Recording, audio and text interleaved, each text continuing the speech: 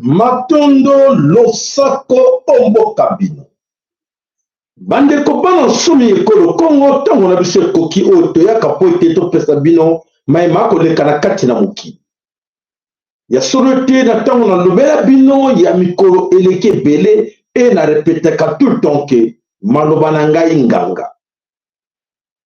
Tango na lobaka ngai nganga ya soloke oyo nyonso na lobaki yango yo tozali ko vivre yango na kati na mabele koloko. Ya soloke to lobaki. Na lobaki te ya kotala maima ko lekaka na kati na mboka Ukraine. Na kotala na rétroviseur na biso. Bokotala ke Congo ya moke ezali kuna bombami na sima na mboka oto ko benga Ukraine. N'est-ce pas? Nakanisi bo nyonso bayoka maloba wana na loba yango plusieurs fois esengeli pe na bino boluka bolanda oyo nini nakosa bino lelo. Alors oyo naza kosa bino lelo ya solo ete manso oyo eza kosalama awa ezali nde ya kobangisa ba oyo bayebi ya solo ndenge mokili ya kotambola to mokili etambola bakoyeba lisolo to kobeta lelo ezali ya kobangisa babenako. Très chers compatriotes, écoutez-moi, suivez-moi attentivement. La situation que nous vivons actuellement dans le Congo, mes chers amis, ceux qui ont la légèreté et qu'on n'a pas se mis parmi Bisso pour être mis dans la Bisso, Bazako Yebate. Bon, là, dans la vidéo audio. Je désire tisser avec Israël des liens forts et une alliance dans laquelle mon pays sera une bénédiction pour la nation d'Israël, selon la promesse de l'Éternel qui dit à Abraham dans Genèse 12, verset 3, « Je bénirai ceux qui te béniront. » Voilà, là c'était Félix Antoine Tshilombo. Félix a tout fait, chercher à rencontrer ces grands de ce monde. Qui sont ces grands de ce monde? Ce sont des gens qui sont plus intelligents que lui, plus politiciens que lui. Il a tout fait, chercher à rencontrer ces gens. Effectivement, il les a vus. Et ces gens, ces grands de ce monde, cherchent aussi à rencontrer un traître facilitateur comme Félix Tshilombo pour les Congo. Alors, ils se sont croisés. Est-ce que vous avez bien compris? Félix Abaneko Lukako Kutana Naba Konji o minene na kati na mokili. Tamba tuna ke mutuna boyebi yango vidéo na e circula. Bokake dika Félix alobaki ke na kutani na ba oyo nyonso ya minene na kati na mokili. E ya minene wana ba konji nyonso atengaki na kati na mokili. Bango ba baneko luka moto moko facilitateur faible maillot faible o bako kutana na ye pour être au Congo. Et nous voici là, nous sommes aujourd'hui. Mes chers amis, dans le Congo, la situation est très critique. Photovoltaïque est très grave. Qu'est-ce qui se passe aujourd'hui dans le Congo? Chers compatriotes dans Congo, nous avons un sérieux problème. Voilà, là je vais m'adresser à tous ces députés, sénateurs, intellectuels congolais. Est-ce que vous voyez ou vous ne voyez pas? Vous écoutez ou vous ne voulez pas écouter? Écoutez-moi très bien. Alors, aujourd'hui, Félix est inconscient, subconscient de son état, bien sûr, en observant, en regardant les engagements, les accords. Oh, Félix, à gauche, à droite, on sent qu'on a un sérieux problème. On a un sérieux problème, la guerre était en Ukraine. La guerre de l'Ukraine, tu sais bien que la guerre de l'Ukraine va miter en haut. Et qu'il y a Israël. Israël, et voilà, Félix a fait la déclaration de Bouyo qui voilà que voilà ma pire camarade naïe. Et ma pire camarade naïe, où il a tissé relation Yamakasi, et ma camarade Nebalobi, Félix Tshilombo, tu vas nous faciliter les tâches. Tu dois nous faciliter les tâches, c'est une obligation. Tu dois accepter la déportation des Palestiniens en destination du Congo-Kinshasa. Est-ce que vous voyez très bien? Félix a passé accord na ba Palestiniens, na ba Israéliens, en joie ba Palestiniens au ba ko bengana bango na bande Gaza.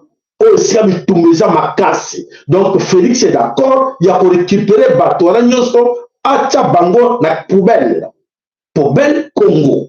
Et alors, c'est ça la situation que Oyo, Batu et Belé, Baza ko comprendre dans l'autre.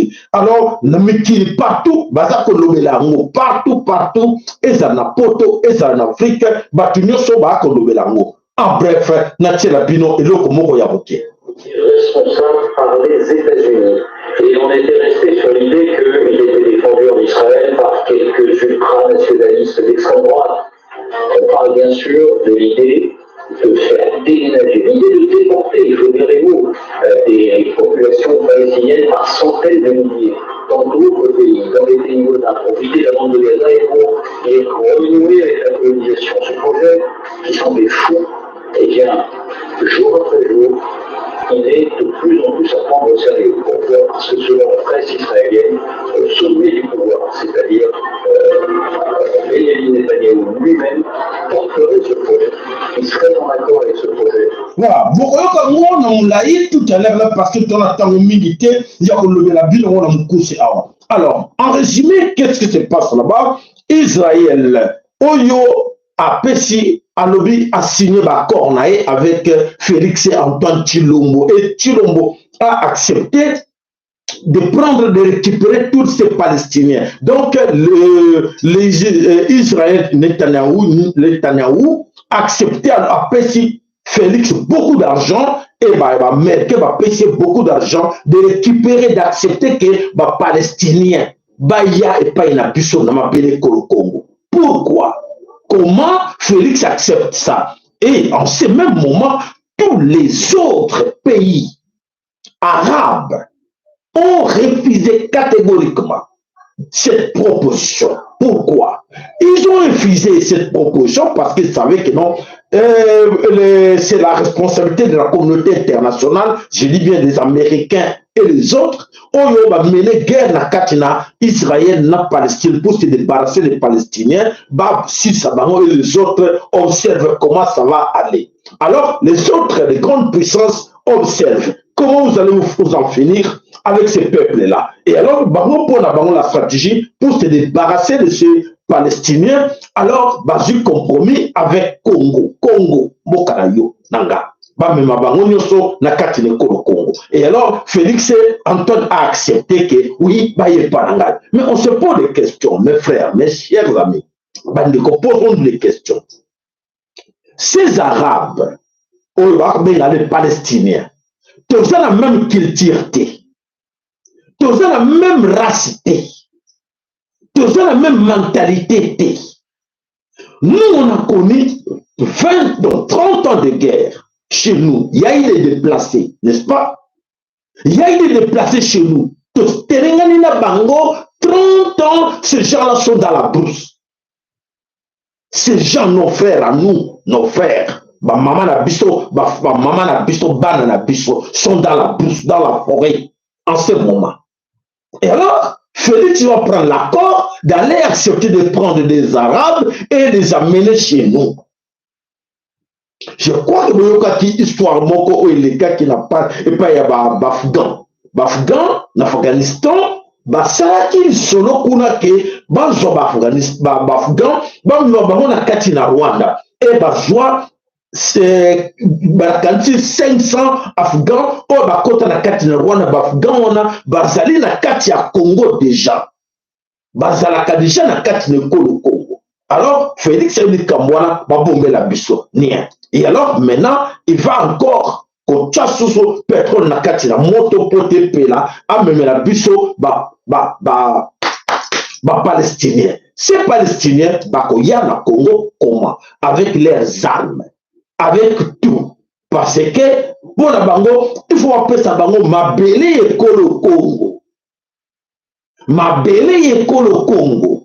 À l'époque, ma promettait que bango, appeler ça bango entre Kenya na Uganda. Ma belle quelque part à ça bango. Et alors, bah mon qui au ça mon boulot. Et cette fois-ci, bah lobby, bah ma bango, bah pesa bango ma pele na katine kolo Congo. Voilà les grands secrets. La ministère bino ouvertement. Donc Félix accepte bah toi na baya, bah ma bango na katine kolo Congo.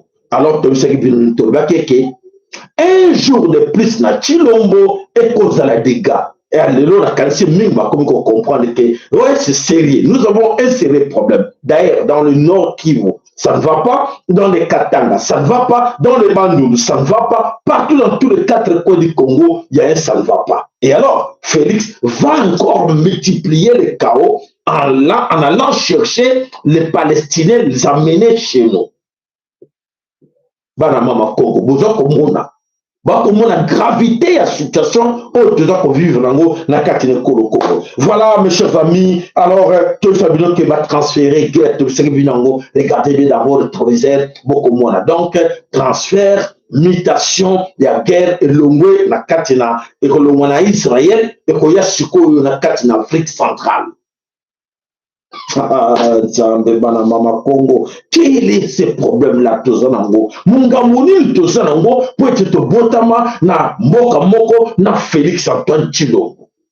Mungamuni Tomema, on doit accepter que Félix a Bokondi. Et voilà la situation qui se passe là-bas. Les amis talibans, les amis kassaïens ne comprennent rien. Donc, où est le pouvoir? Pouvoir, tandis que les caméras ont la puissance. Pardon. Les kama et les bisons poétés, Monguna a koti na kati na ndako. Nani a koti Monguna, Lyon, na kati na ndako, oya bison de Kora Congo ya Félix Antoine Tshilombo. Et où allons-nous? Nous sommes à la carte de la distraction en ce moment où la situation est critique. La situation est très chaotique. Na carte de Congo. Et les autres sont dans la distraction, baza au Canada poste, baza la député, baza au Canada poste, baza la ministre, baza au Canada poste pour être dirigé. Beaucoup dirigés, mboka ngo wapi. Mboka ngo diriger, yango ils ont la carte na bakata na problème. Au lieu de trouver la solution de ces problèmes que finalement même la bino, beaucoup moins beaucoup se retrouver la carte de la poste, mais vous pensez vous y a toujours 30 000 dollars, on va promettre bien, mais beaucoup ça n'a pas problème parce que Mboka est en paix. Donc, en ce moment, où on a une solution, il y a que Mboka est instable, bisous tu dois compter la élection, beaucoup de dispute, les catholiques, le gouvernement, les talibans, mes frères, mes chers amis, où allons-nous avec vous autres? Où allons-nous avec vous autres? Vous réfléchissez, mais tout n'a pas les awapi. Bandeko, baza aussi la kokufa en ce moment de Sabino. Baza okufa déjà ko sakanate. Et voilà, Félix a dit qu'on compte sa bataille. On va voir la bus encore une autre guerre. Pour être ma botte, la bus m'a belé. On va tout tu vas réussir. À l'île sur même la bus, mais sous auto yévité. Et le Corona, au métissage, au tube, au moison qu'on souhaitait, qu'on y a dans la carte de Congo. Est-ce que vous avez la gravité dans yango? Est-ce que vous avez la gravité à ma cambo et nyonso? Oh, les accoyer la bus de Bosso, oui, ma côté de Bosso, ma race, mon sous. Et wapi, na kate na mabele, oyo Congo jantoti, na mabele bankoko la biso, ba yeli biso encore batoyo, oyo ba yudasi. Oyo ba yaki na tipo. Est-ce que vous raisonnez? Tipo, ayeli sous. Vous avez bien compris maintenant? Vous comprenez moi maintenant? Et c'est quand on a soukedi, tipo, Félix a benga tipo yaka. Yaka nde sikoyo, oko exterminer, oya biso poso ba kochwana, oui, et ko senga ke baba na ko exterminer. Baba na ko exterminer biso, pour être bas créer mboka mususu. Est-ce que vous voyez bien? Vous voyez bien? Analyse, vous comprendre bien. Vous comprendre ce plan machiavélique. Oh, il salami pour être comme la situation, vous comprendre. Et vous avez toujours qu'elle est Voilà, ndekolanga yo Taliban, ndekolanga yo Kassaï, vous avez déjà un problème dans la carte la Kassaï, pour la bino, mboka, tout s'en fout, c'est l'argent, n'est-ce que mbongo, rolé na wapi. Au bien, bozo luka, ko joaka mbongo, boko rolé la mbongo yango wapi. Voilà, bandeko, ya solo, eza ya pasi na mawa, basa, on a pesi bino de l'eau, ya solo bandeko, voilà, na bandeko, le bela basoda, bayiba ki na bangote, bazareka na distraction, et le kon bangondongo, bangomoko, bakoum na kat na problème. Ah, vous avez un problème, ya mouké nan, avec ces outils rwandais, vous avez se débarrasser na bangote. Et vous avez un problème na, bana kasi ya tipo.